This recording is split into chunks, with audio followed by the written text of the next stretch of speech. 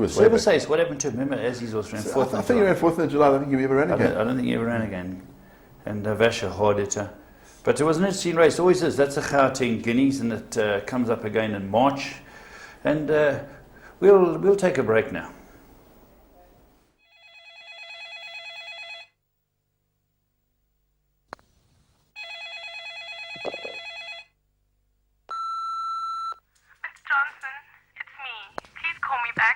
Clients at the office. I don't know what to do. Are you coming in at all today? Please ring me urgently.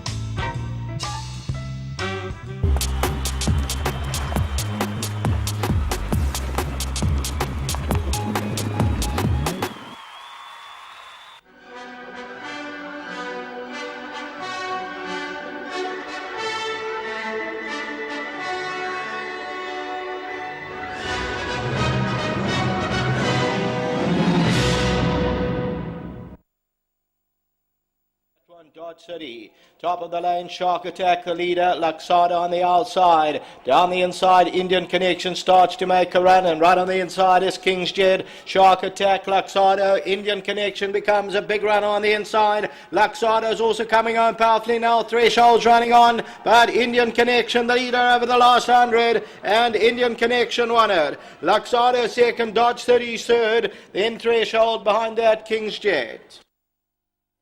There we go, plum of the week, and that's Indian Connection been knocking on the door. A lot of people thought it was very hard to beat in the Apprentice Plate, and 16 to 10 opening price, SP 18 to 10 within Tibet. You can get on within Tibet every time. A lot of 22 to 10 and a bit of 5 to 2 about this horse, and sure value. You know, I don't know, most people these days have a bet within Tibet. Yes, Paul, and I thought it was a penalty kick, to be quite honest. A real plum. I couldn't believe the price. Yeah, a very, very good price. There we go. That's Plum of the Week, and we'll be back afterwards with our next segment, Current Affairs.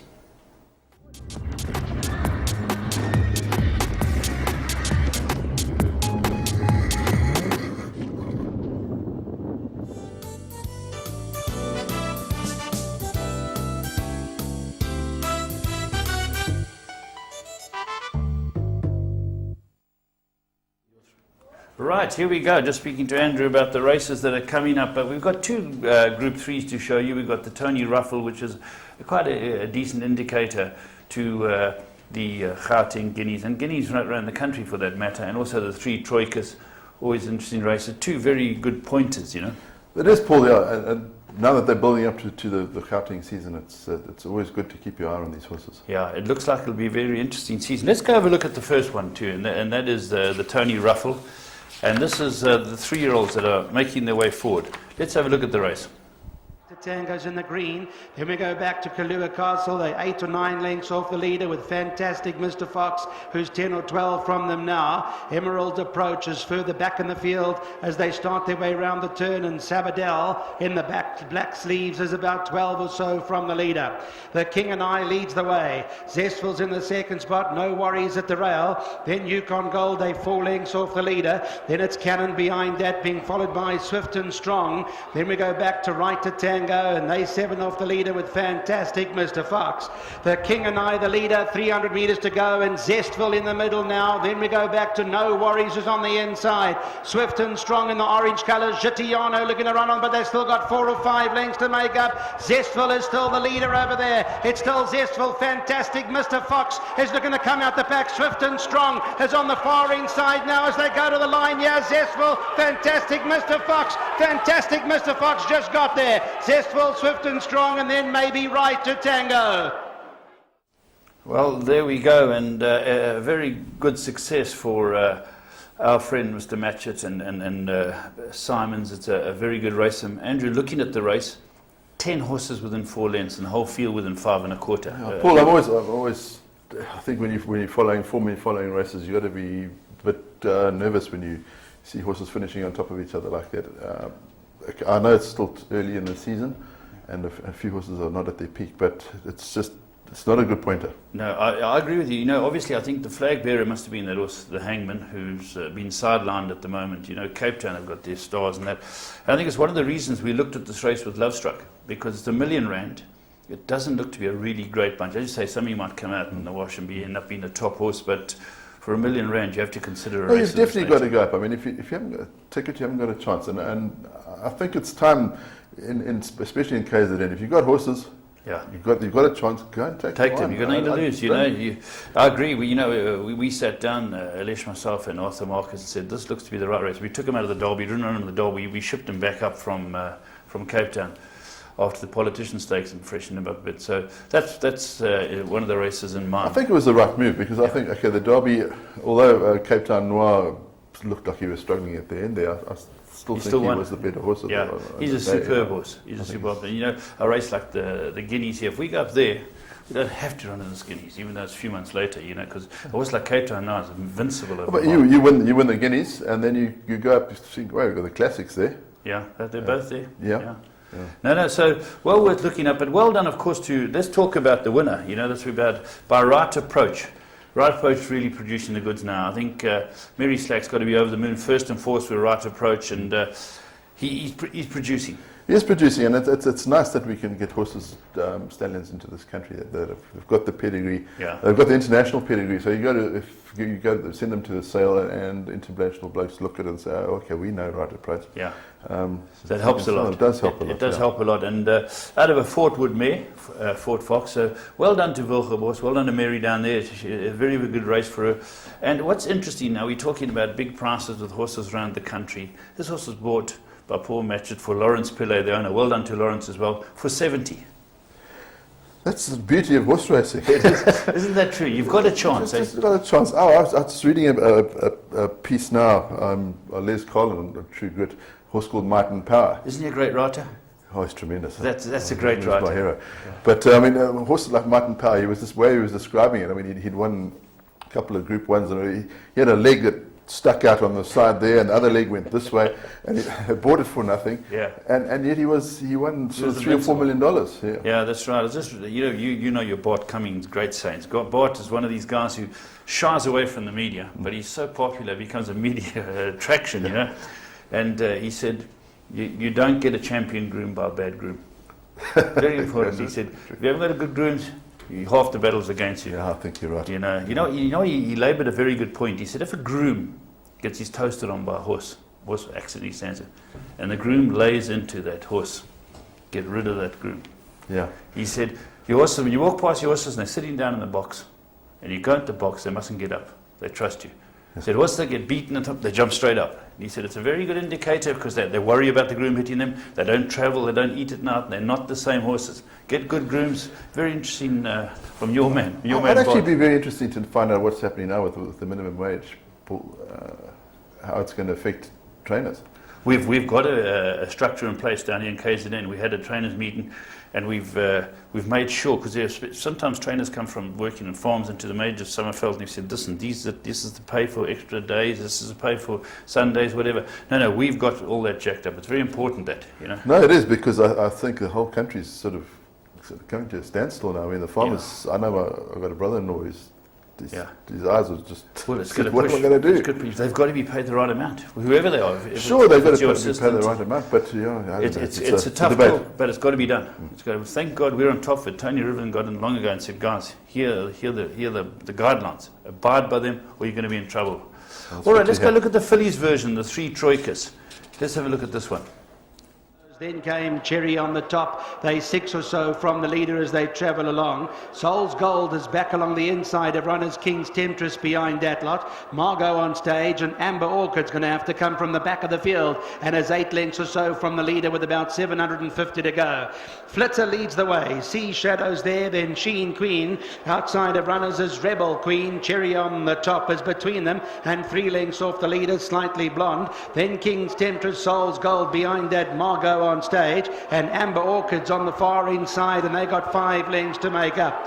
Flitzer the leader, Cherry on the top, looking to come out the back on the stand side. King's Temptress in the orange looks to get going. Sea Shadows there between runners, and King's Temptress now hit the front as they come to the final 150. It's King Temptress on the far inside, who's taken over 2-3 lengths ahead of Cherry on the top in the second spot, but King's Temptress in a galloping mood today, and she's going to win it soundly. In second placing over there, Cherry on the top. Sea Shadows involved in a... Very impressive. She's getting a pull in the weights. She won very well. She's always been very good, King's Temptress. She won a Group 2 first time out. She changed stable. She's now with Com. Still owned by Mr. Govinder, but she's a very good filly. Yeah, Paul, I just wondered why it's taken her so long to win again. You know, when she won the nursery first time out, she beat Franny. a good field. Yeah. And then she just went missing. Well, you know, she placed a few times, you know, down here in Yes, the she did, feature yeah. behind, was it All a Secret or something like that Captain Oz. Ramya, I think. She placed. She's bumped some very good fillies, and I think here she came to the galloping weight, and she's done King of Kings proud. She's a real galloper. Waterford stud bought her.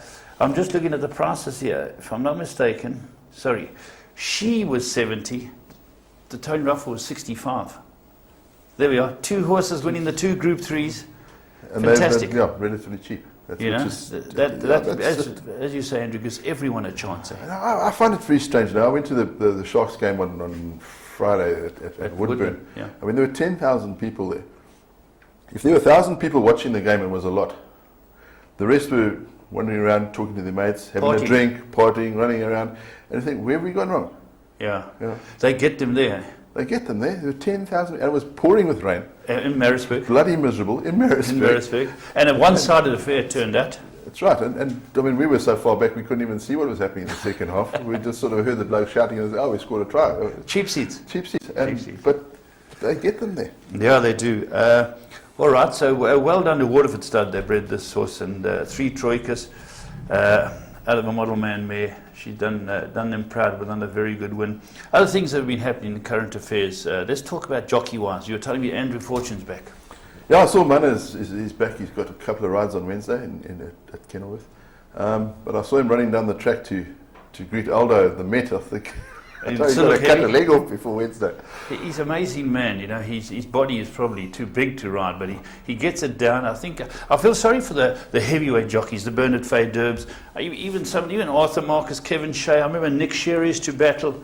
It must be tough for them, but Mana seems to be quite a disciplined guy because he did win the championship.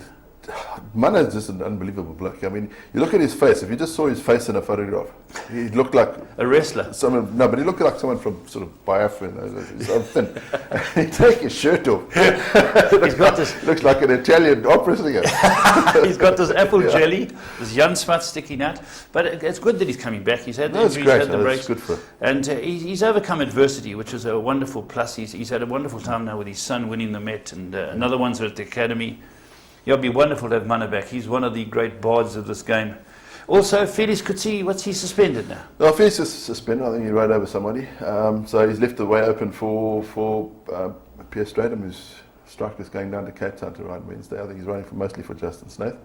Striker's going down yeah, to the- Striker's ridden 106 winners this season.